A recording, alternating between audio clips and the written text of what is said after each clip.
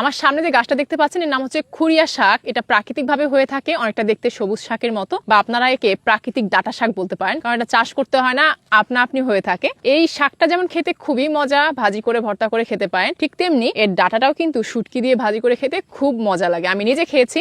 এই শাকে কিন্তু বিভিন্ন ধরনের পুষ্টি উপাদান রয়েছে, vitamin A, vitamin B6, iron, vitamin C, calcium, magnesium, বিভিন্ন ধরনের পুষ্টি উপাদান যা আমাদের শরীরের জন্য অনেক উপকারী। পাশাপাশি এর অনেক ঔষধি গুণাগুণও রয়েছে, বিভিন্ন ধরনের রোগের চিকিৎসায় এটা ব্যবহার করা হয়। আপনাদেরকে একটা টোটকা বলি, এই শাকের শেকড় সাথে হালকা একটু গোলমরিচ পানি দিয়ে থেতো করে নিয়ে কপালে মালিশ করলে কিন্তু মাথা ব্যথা দূর হয়ে যায়। সো আপনার এই টোটকাটা ব্যবহার করতে পারেন। পাশাপাশি এই শাক ভাজি করে ভর্তা করে খেলে পেটের সমস্যাও দূর হয়, আপনারা খেতে পারেন। এই খুরিয়া শাক কিন্তু খুবই মজা, আমরা ছোটবেলায় অনেক খেয়েছি, আর এখন আমাদের প্রজেক্টে অনেক হয়েছে। ইনশাল্লাহ আমরা এগুলো খাবো। আর হ্যাঁ, এই যে দেখেন এর বীজ হয়, কালো কালো বীজ থেকেই বংশবিস্তার হয়। এইখানে বেশ কিছু গাছ হয়েছে, আমি কাটতে নিষেধ করেছি, কারণ আমি এর বীজগুলো সংরক্ষণ করে একটা ছোট্ট জায়গায় শাকের মতো করে চাষ করবো ইনশাল্লাহ।